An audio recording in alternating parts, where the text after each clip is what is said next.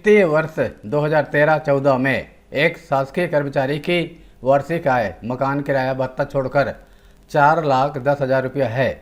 वह प्रति माह 4,000 रुपये अपने सामान्य भविष्य निधि खाते तथा 24,000 रुपये वार्षिक जीवन बीमा प्रीमियम में जमा करता है।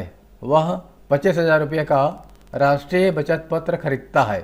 प्रधानमंत्री राहत कोष, जो 100% कर मुक्त है, में 20,000 रुपये तथा एक वृद्धाश्रम में 12,000 रुपये, जिसका 50% कर मुक्त है, दान करता है। उसके द्वारा वर्ष के अंत में देय आयकर की गणना कीजिए।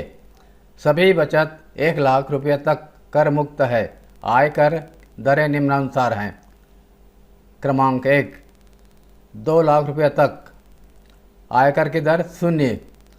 क्रमांक 2, 2,01,000 रुपये से 5 लाख रुपये तक 10%। क्रमांक 3, 5,01,000 रुपये से 10 लाख तक 20%।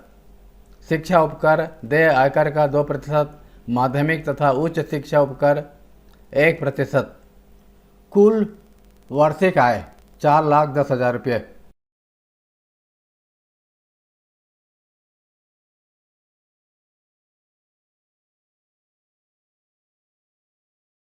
दान की राशि। दान 2 प्रकार का है। एक प्रधानमंत्री राहत कोष, जो कि 100% कर मुक्त है, और दूसरा वृद्धाश्रम में, जो कि 50% कर मुक्त है। दान की राशि।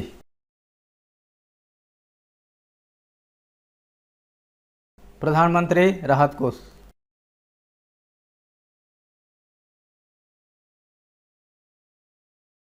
20,000 रुपये।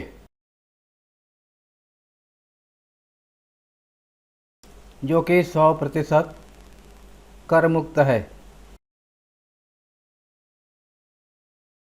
दूसरे प्रकार का दान है वृद्धाश्रम। वृद्धाश्रम को दान बराबर 12,000 रुपये, जिसका 50% कर मुक्त है।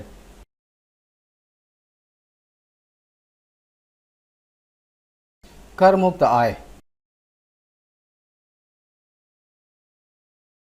12,000 रुपये का 50% बराबर 12,000 गुणा 50/100 कटाने पर प्राप्त हो गया ये 6,000 रुपये।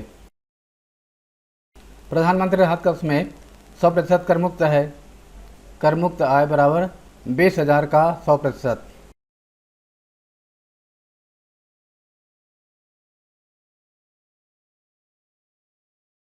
उतना ही रहेगा 20,000। कुल कर मुक्त आय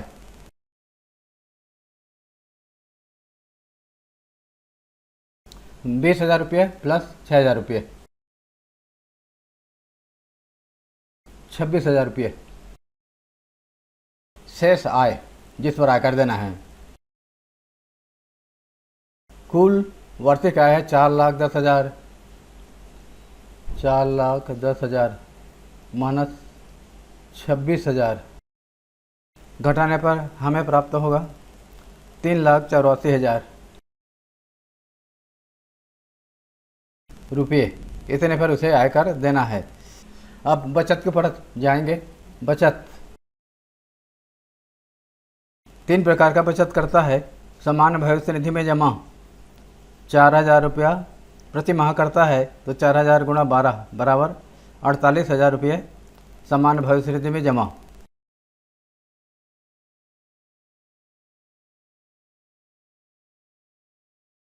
सामान्य भविष्य निधि में जमा बराबर 4,000 गुणा 12 बराबर वार्षिक जमा। मासिक जमा है 4,000, तो वार्षिक जमा हो जाएगा 4,000 गुणा 12 48,000। दूसरे प्रकार का जमा है जीवन बीमा प्रीमियम वार्षिक।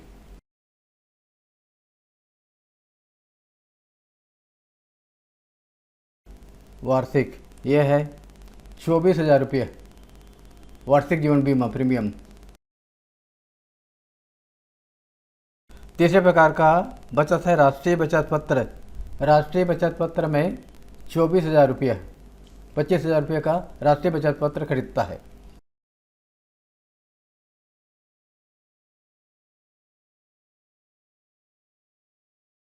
25,000 रुपये। कुल बचत 48,000 प्लस 24,000 प्लस 25,000,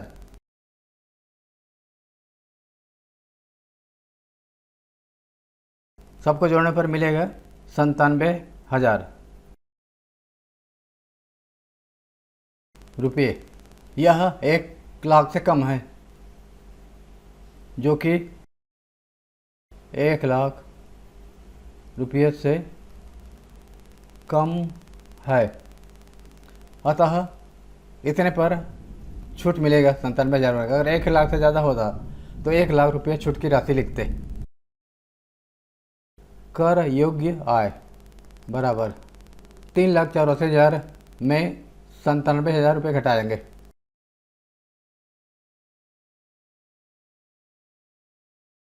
प्राप्त होगा 2,87,000 रुपये।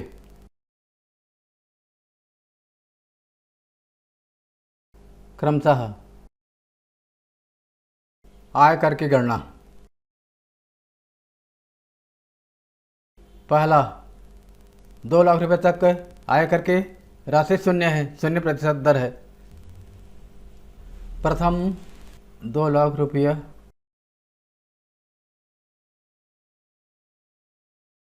आयकर बराबर 0। दूसरा, 2,87,000 माइनस 2,00,000 बराबर 87,000 रुपये पर आयकर 10% होगा। 2,87,000 माइनस 2,00,000 बराबर 87,000 का 10%।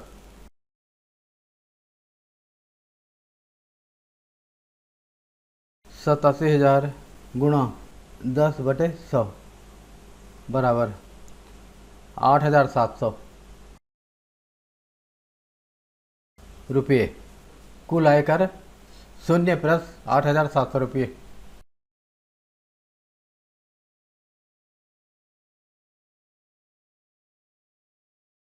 बराबर 8,700 रुपये।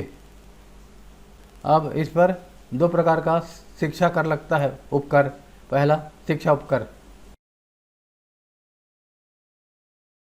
शिक्षा उपकर प्लस माध्यमिक और उच्च शिक्षा उपकर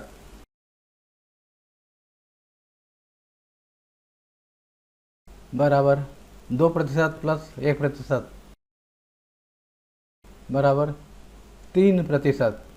इस आयकर पर 3% निकालना है और उतना पैसा और देना पड़ेगा, तब कुल आयकर प्राप्त होगा। आयकर राशि का 3% बराबर 8,700 का 3%।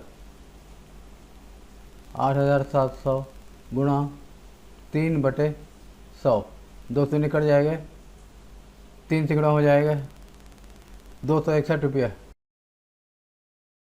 कुल देय आयकर 8,700 प्लस 261 बराबर 8,961। ये उत्तर है। नवीन का वित्तीय वर्ष 2013-14 में वार्षिक वेतन 7,20,000 रुपये है। वह सामान्य भविष्य निधि में 4,000 रुपये मासिक जमा करता है, 20,000 रुपये वार्षिक जीवन बीमा की किस्त जमा करता है, 30,000 रुपये राष्ट्रीय बचत पत्र में निवेश करता है, अनाथ आश्रम में 15,000 रुपये दान करता है, जिसका 50% कर मुक्त है। तो उसके द्वारा वर्ष के अंत में देय आयकर की गणना कीजिए।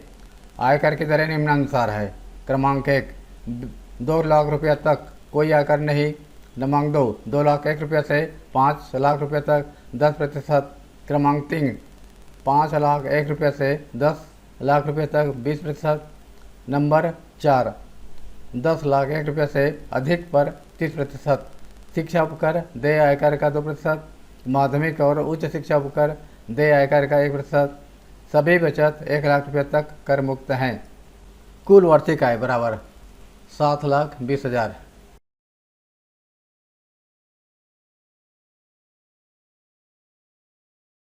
अब दान कर की राशि देखते हैं। अनाथ आश्रम में 15,000 रुपये दान करता है, इसका 50% कर मुक्त है। अनाथ आश्रम में दान 15,000 रुपये, इसके कारण कर मुक्त आय बराबर 15,000 का 50% बराबर 15,000 गुणा 50/100 बराबर 7,500 रुपये। दान एक ही प्रकार का है। इस कर मुक्त आय को घटा देंगे कुल वार्षिक आय में से। शेष आय बराबर 7,20,000 ऋण 7,500 बराबर 7,12,500। अब छूट प्राप्त करने हेतु बचत। दो प्रकार बचत करता है। सामान्य भविष्य निधि में 4,000 रुपये मासिक और जीवन बीमा में वार्षिक किस्त 20,000 रुपये। तीसरा प्रकार का है राष्ट्रीय बचत पत्र खरीदता है 30,000 रुपये का। पहला सामान्य भविष्य निधि में वार्षिक जमा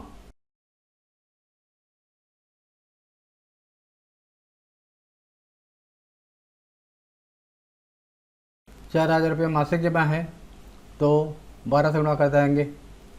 4,000 गुणा 12 बराबर 48,000 रुपये। जीवन बीमा किस्त 20,000 रुपये, ये भी वार्षिक है। अगर मासिक रहेगा तो 12 से गुणा करें, वार्षिक बदलेंगे। ये है 20,000 रुपये। राष्ट्रीय बचत पत्र 30,000 रुपये।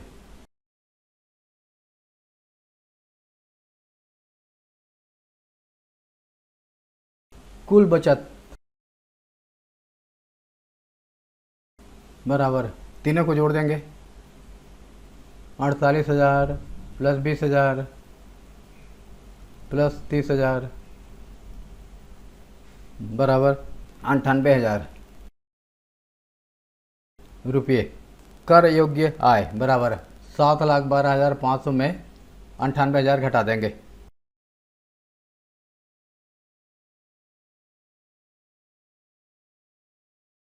बराबर 6,14,500। आय कर की गणना। प्रथम 2 लाख रुपए तक कोई आयकर नहीं।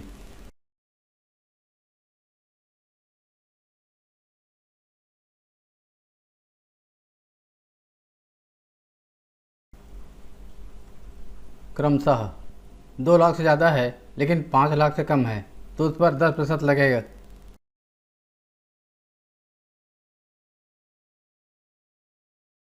5 लाख ऋण 2 लाख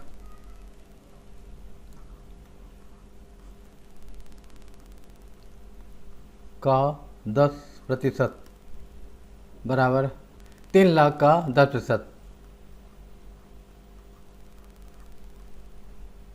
3 लाख गुणा 10/100 बराबर 30,000 रुपये। फिर 5 लाख 1 रुपये से लाख रुपये तक 20% है। 6,14,500 ऋण 5 लाख का 20%। तीसरा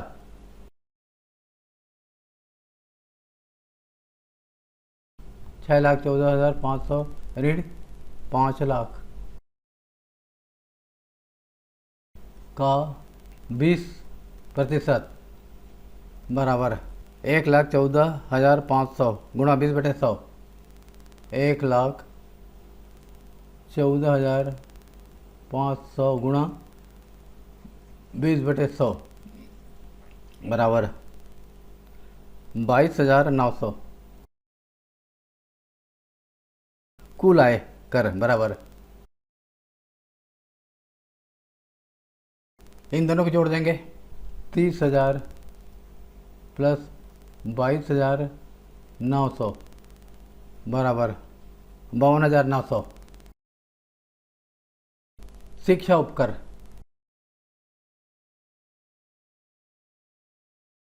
52,900 का 2% बराबर 52,900 गुणा 2/100 बराबर 1,058 रुपये। उसके बाद माध्यमिक और उच्च शिक्षा उपकर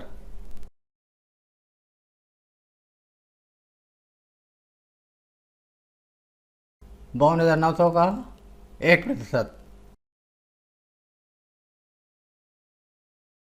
52,900 गुणा 1/100 बराबर 529 रुपये। कुल देय आयकर 52,900 प्लस 1,058 प्लस 529